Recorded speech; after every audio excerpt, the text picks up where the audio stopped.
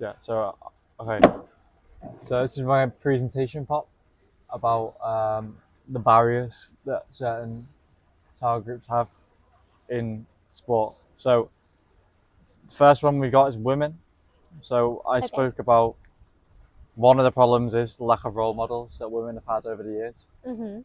So role models are really important as they help to inspire and push people to take part.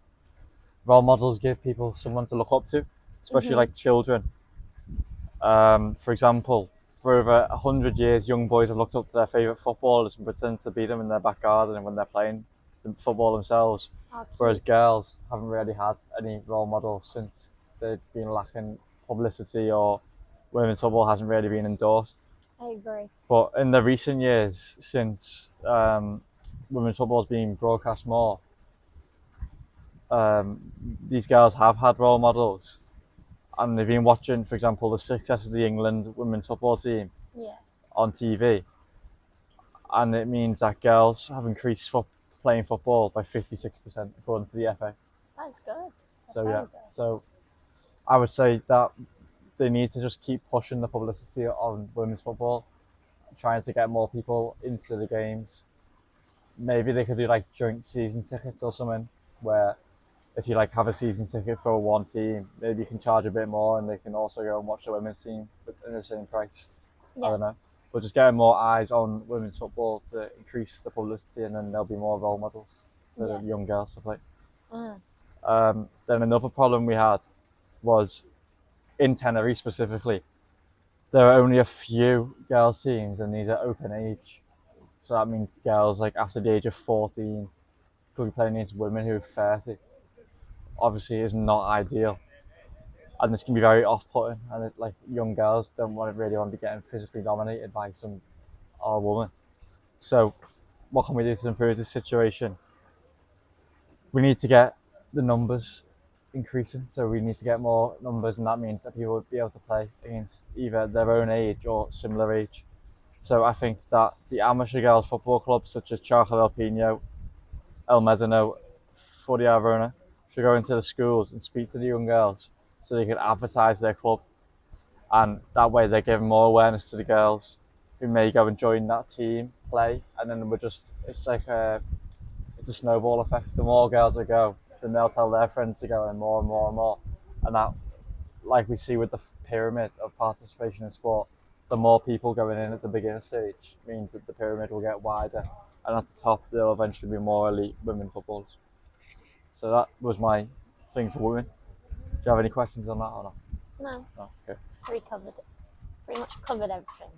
Cheers, Bob. Okay. The next one I wanted to talk about was older adults. Sorry.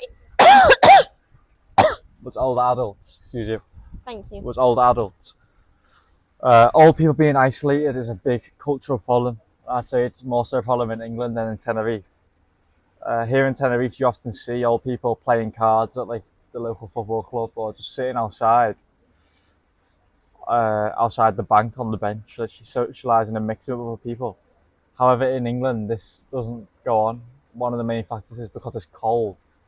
So obviously, you can't just sit outside with it being so cold, especially in the winter months. And also with an increase in crime in England, people are less likely to, old people especially, are less likely to be outside as they're vulnerable and could be subject to being robbed or things like that. So that means old people often find themselves at home isolated from other people. Mm. So what solutions do I have for this one? Lots of people over 50 do not complete regular exercise or meet the benchmark in the US. 28% were physically inactive. I'm talking about over 50s. So this just further goes to show how bad it is for people being indoors. We've got the social isolation as a problem. We've also got the physical inactivity as a problem. Uh, Here in Tenerife, they've got a walk and football team in Las Chifers, which I think is really good. And I also suggested like a walking club um, where people can go and go for a walk and socialise, maybe have like a coffee or like a sandwich before or after. I said walking, it could be running, but if there's people maybe in the 70s there, then running would be ideal, but walking would be more suitable for them. In Tenerife, this is completely ideal with the climate. in England it might be a bit difficult in the winter months as it is so cold. But they should be okay as long as they wear a coat and everything like that. This would obviously get them socialising more and improve their mental health as well as the physical health. So the next one we have is young people. So young people, a barrier stopping young people, especially nowadays, is being self-conscious about their appearance. According to Fitness First, nearly 2 in 5, or 39%, stated that they avoid exercising or going to the gym because they feel self-conscious about the way they look. This is a massive problem nowadays with social media. Everyone's comparing themselves with the way other people look online, especially among the youth, and this needs to be sorted out. So I've put a few solutions together. Okay, another problem for young people is that children may struggle with access to facilities, sport facilities, especially if they're like from a poor background.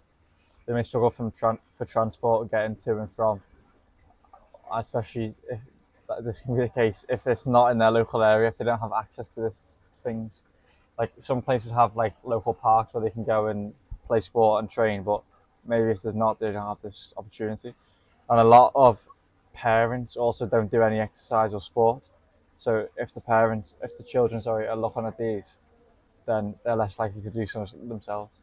So onto the solutions.